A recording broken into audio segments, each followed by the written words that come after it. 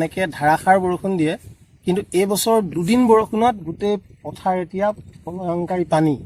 আৰু সেই পানীৰ তলত আজি আমাৰ যি ধান খেতি, সেই পানীৰ তলত কিয় হৈছে নাজানো।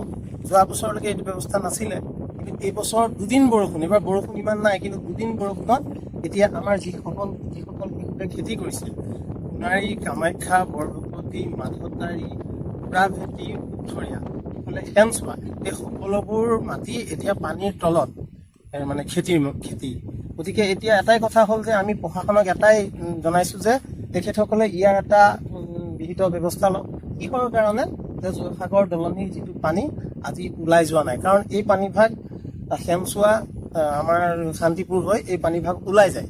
কিন্তু এই বছৰ কিহৰ কাৰণে, কি টেকনিকেল প্ৰব্লেম হৈছে, কিহৰ কাৰণে পানীভাগ ওলাই যোৱা নাই আৰু খেতিয়ক ৰাইজৰ বিপদ হৈছে, এই বস্তুটো এতিয়ালৈকে আমি প্ৰশাসনে দিয়া দেখা নাই। কাৰণ এইটো এটা ডাঙৰ কথা, কাৰণ কৃষক ৰাইজ, এই কৃষকসকলে নিজৰ গাঁঠি এই খেতি কৰিছিল, আৰু এই খেতি কষ্টটো বাদ দিয়ক, কষ্টটো কৰিছে সেইটো কৈছে, ক'বলগীয়া নাই, কিন্তু যিটো মূলধন, আজি মূলধন পানীৰ তলত, আৰু এয়া কেতিয়াও এই খেতি হৈ নুঠে।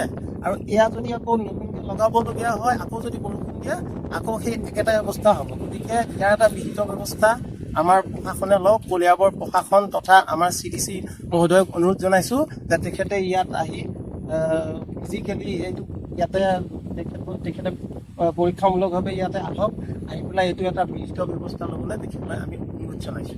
এতিয়া কঠীয়া বিশেষকৈ পাবলৈ নাই, যদিও 10-15 দিন পিছত যদি পানীও শুকায়, তবু কঠীয়া ৰুবলৈ নাই। এইটো আপোনাৰ যিটো পাট দলঙৰ বুলি জেগা এখন আছে শান্তিপুৰ, আৰু পঞ্চায়তৰ অফিচৰ ওচৰত এটা কালভাৰ আছে, এই কালভাৰটোতে পানী মানে কমকৈ নিষ্কাশন হৈ আছে, তাৰ ফলতে পানীটো ওলাই যাব পৰা নাই। তাৰ উপৰিও এতিয়া আমি নাজানো কিমান দূৰলৈকে, বহুতে কয় যে দলনিত যিসকল ফিচাৰী খুলিছে, ফিচাৰী ভেটা পৰাও বহুত পানী হেৰি হৈছে বুলি কৈছে, সেইটো কিন্তু আমি গ'লেহে গম পাম। দলনিত যোৱা মানুহেহে কৈছে, এইটো আমি নিজে দেখা নাই।